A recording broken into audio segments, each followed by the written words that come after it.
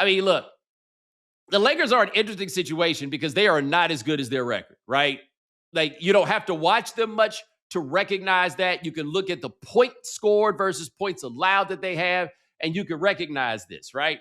The other thing that is interesting about them, and this is something I've said about him, I said this is also going to be the case with Karl Anthony Towns, though I thought, look, this year is going to be as close as Luka Doncic MVP was ever going to be, right? Like, we know how it goes. Right. They ran your name down in the streets. They said you was lazy. They said you was fat, all of that, right? He came back. He not fat, but he do be whining. And that was that when Brian Windhorst did the thing about, yo, down there, that's where the winners are. And that's not where you at, right?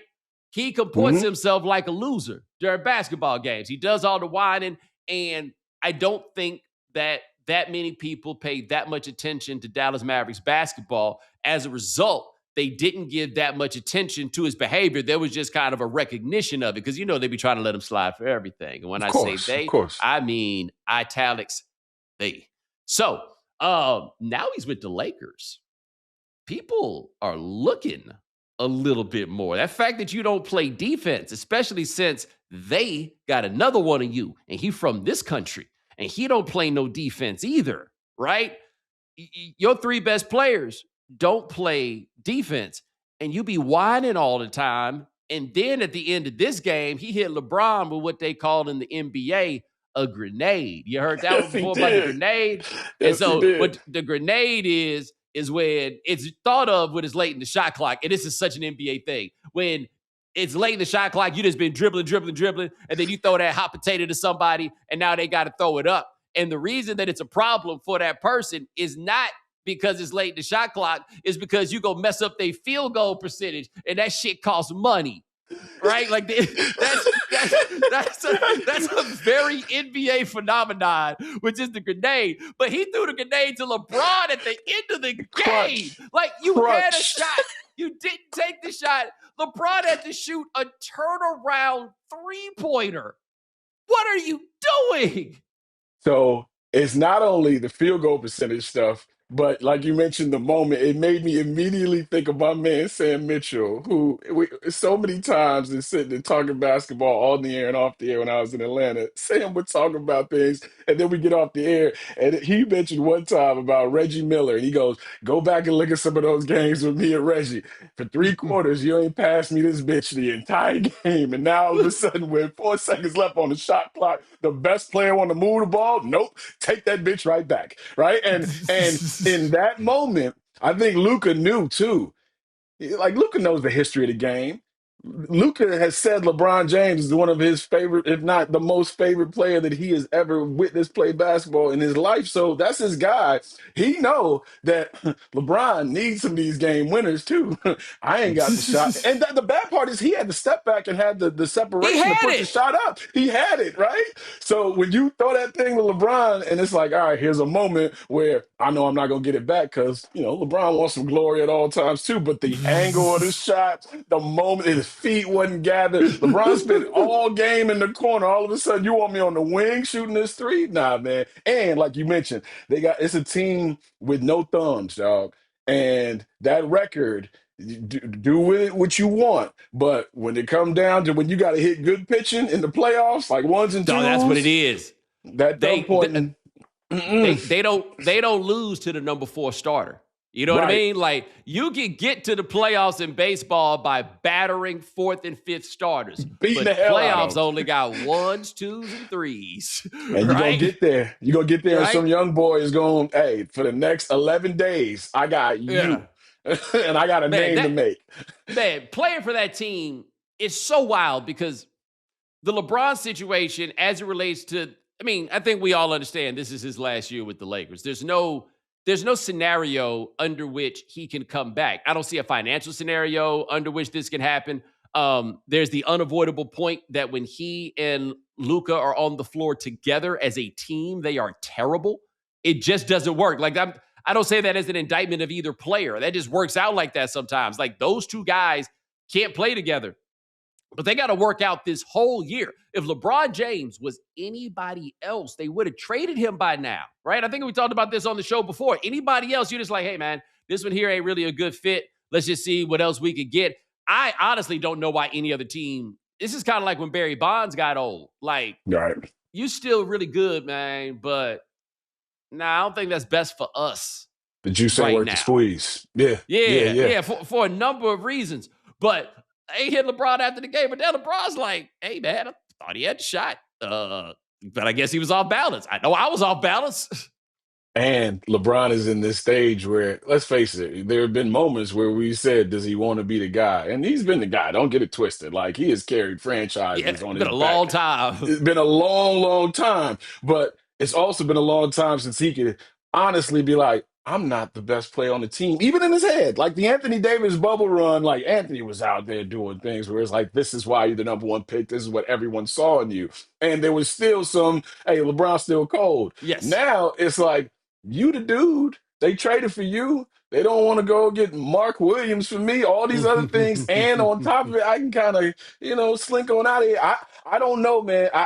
It's you said it a lot about staying too long at the club. And I wasn't around to see, OJ as a 49er or Willie Mays. Franco Harris with the Seahawks. You know what I'm saying? Like, we saw Jerry at the end there with the Raiders and that kind of vibe, right? But when you see players who are, you don't remember them as anything but great, kind of Right. go out like this, like do you want to see LeBron running around Milwaukee, right? Yeah. Like the Right. And look, man, sentimentality, yeah.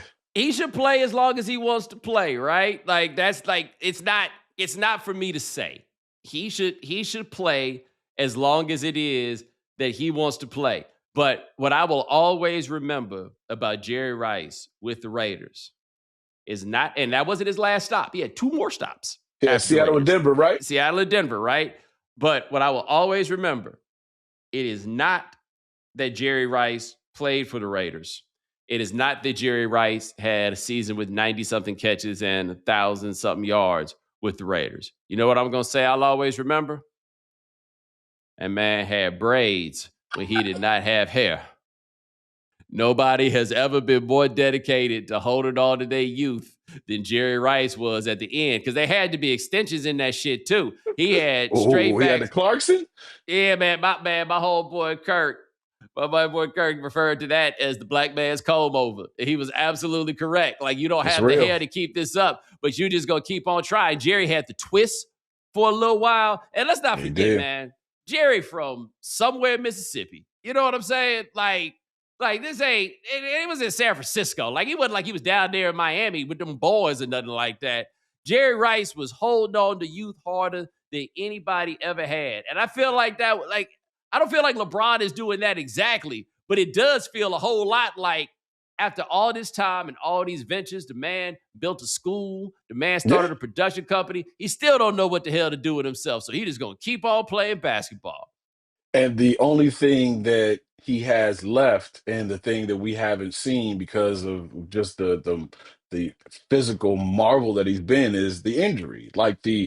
the this is going to be a year or a half a year or the end of your career injury. Like, and Father Time, like, all you're doing is running up against that as much as you possibly can, missing the games to start the beginning of the season. Like, I I wonder if his career, like, how do you think 20 years from now he will be talked about, right? Like, we've seen what's happened with Iverson. We've seen, obviously posthumously with Kobe, and what's Mm-hmm. happened with Mike, right? And how careers kind of bloom or how they kind of shrivel because how people feel about you, and they could actually get that shit off when you're not in the league anymore.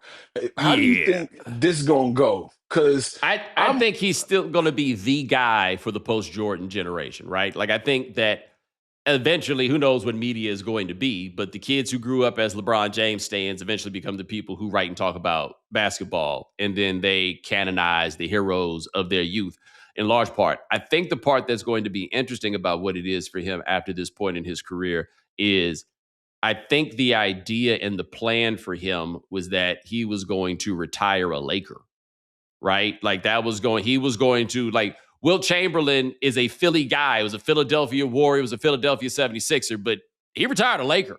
Like, he stayed in LA. He became a part of LA. I would assume that the Lakers probably would build a statue of LeBron just because he's the all-time leading scorer. He will have played there for all that time, but they don't owe him one, right? Like this isn't Kareem, this isn't Pat Riley. This tenure has, I would Yeah, argue, fallen short of expectation. So what I think he's going to really lean in on is he is going to be a Cleveland Cavalier, right? That's going to really. be. I think Cleveland's going to be for him like what San Francisco was for Barry Bonds, which is you always got a home. You always got the place to go. And I think he's going to live in LA, right? I think he still wants to be part of that infrastructure.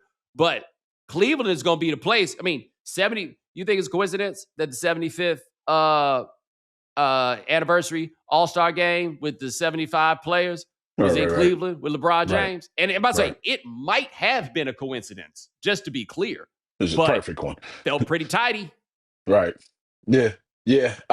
It's and even when you say that the people who are the LeBron stands who grew up are now the ones who are getting ready to write about his career or, tell stories about his career, there's a major like I still to this day think the basketball gods robbed us of having that dude in the Eastern Conference and Kobe in the Western Conference Yeah. for all that time and not colliding. But with Kobe's passing and also the legend of Kobe at the end of his career that bloomed even more, there's a lot of dudes, LeBron's contemporaries and younger, who have that Kobe dent in there where it's That is going to be true. like, yeah, we going to talk. Yeah, you might think you the best post Jordan, but Mm. because in depth, it's got that like Biggie Pac feel. Well, Biggie, especially to me, where it's like in depth, Kobe has been put in these conversations where we're talking about top fives that I was like, hey man, Kobe was amazing. And Kobe Yeah. threatened to put 81 on me in the locker room once because I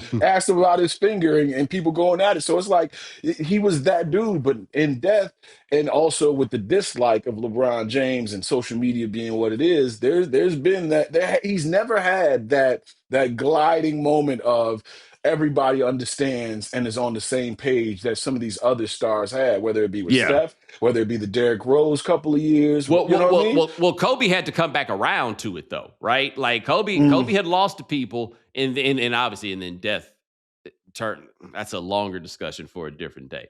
But Kobe had to in his way come back into it. The other part that'll be interesting for LeBron is Michael Jordan is still a relatively young man, so he gets like the Joe DiMaggio greatest and living still ball winning player shit. treatment.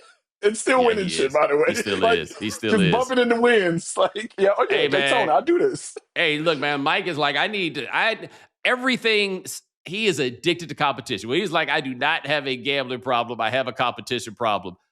That is correct, right? That sounds like an excuse, but I just can't imagine just what it's like being around Michael Jordan all the time, trying to bet on everything. Hey, listen, I've had people who have hosted him in card games where it's like, oh no, the card game ain't over until Michael say everybody is tired because Michael gonna try to beat you out your money, win whatever money he lost, and try to embarrass you. So that's gonna be a good 8, 10 hours. So you buckle up.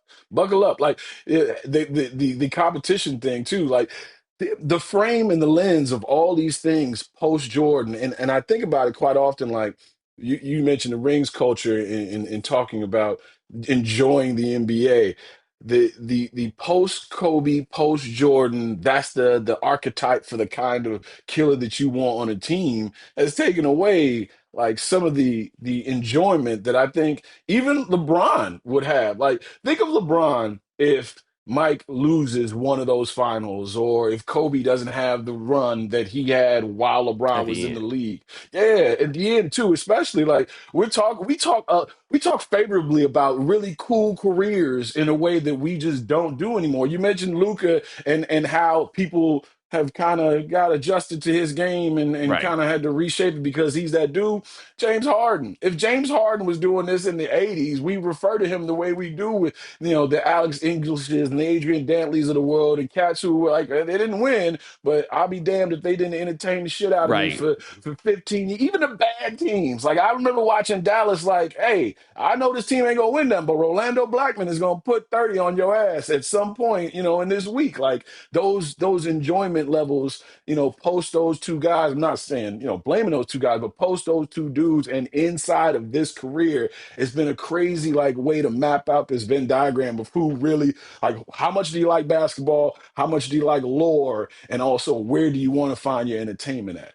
Well, it's going to be also, and I think that's a great point. It's going to be very interesting to watch how that plays out as the years go, because I think we are in an era now that is most reminiscent of the 1970s, which is the dynasty-free era of basketball. Like, we're not going to see, I don't think we're going to see guys winning 4, 5 championships. They've done everything they can to make it such that it would not work that way. Like, it's entirely possible. Are you cool with that? You like that?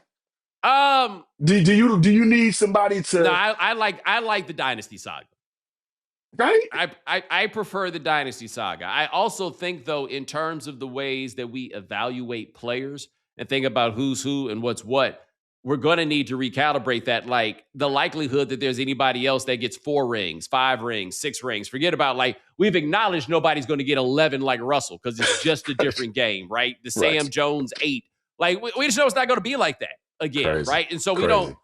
Very few of us say Michael Jordan will never be as good as Bill Russell because Bill Russell has 11 rings, right? Now, look, you can take it further. Bill Russell never lost a game 7. That is an insane stat. But we change the ways that we evaluate these things. LeBron is probably going to go down as the last superstar of the era where you could rack up 4 rings. But I guess Steph Curry is right there with him. Right. But after those 2 guys. Yeah.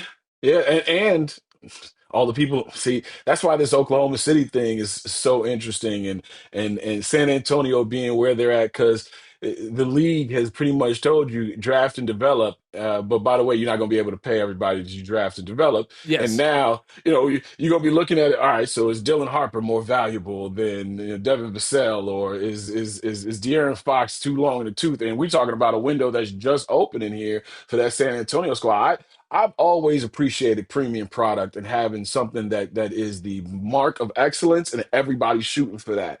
And the NBA that we kind of grew up in, where the '90s Bulls, the '80s Celtics and Lakers, the late '80s Pistons, where it's like, all right, put your model together. And this is when they had different styles and the game wasn't so homogenized in the way that we watch it strategy wise. But like, put your crew together, and we're gonna figure out if they better than Sally and Lambeer and Mahorn and Rodman, like that. Right, front and you're court gonna see them year after year after year. We gonna make some tweaks. It's gonna be some changes, but Marcus it's gonna be the might same. jump in here, right? Yeah, You know what I mean? right. But it's gonna be the same.